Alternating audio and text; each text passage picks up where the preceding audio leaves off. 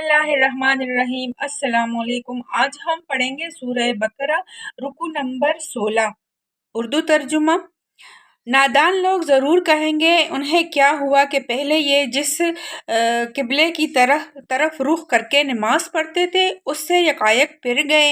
ए नबी सल्लल्लाहु अलैहि वसल्लम इनसे कहो, मशरिक और मगरिब सब अल्लाह के हैं। अल्लाह जिसे चाहता है सीधी राह दिखा देता है, और इसी तरह तो हमने तुम मुसलमानों को एक उम्मत वसत बनाया है ताकि तुम दुनिया के लोगों पर गवाह हो और रसूल तुम पर गवाह हो। पहले जिस तरफ तुम रुख करते थे उसको तो हमने सिर्फ ये देखने के लिए किबला मुकर्रर किया था कि कौन रसूल की पैरवी करता है और कौन उल्टा फिर जाता है। ये मामला था तो बड़ा सख्त, मगर उन लोगों के लिए कुछ भी सख्त ना साबित हुआ जो अल्लाह की हिदायत से फैज़याब थे। अल्लाह तुम्हारे इस ईमान को हरगिज़ ज़ाया ना करेगा।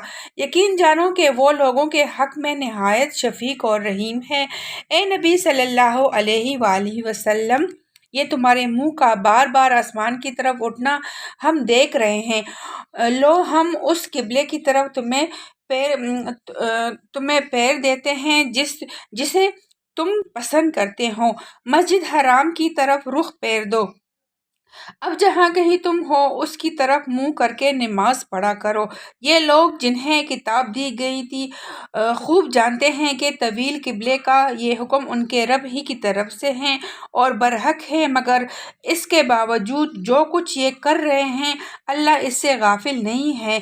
तुम इन अहले किताब के पास ख्वाह कोई निशानी ले आओ, मुमकिन नहीं कि ये तुम्हारे किबले की पैरवी करने लगे, और ना तुम्हारे लिए मुमकिन है उनके किबले की पैरवी करो, और उनमें से कोई गिरोह भी दूसरे किबले की पैरवी के लिए तैयार नहीं है।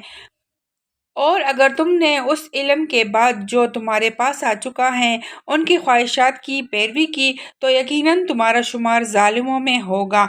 जिन लोगों को हमने किताब दी है वो इस मकाम को जिसे किबला बनाया गया है ऐसा पहचानते हैं जैसा अपनी औलाद को पहचानते हैं, मगर उनमें से एक गुरु जानते बूझते हक को छुपा रहे हैं।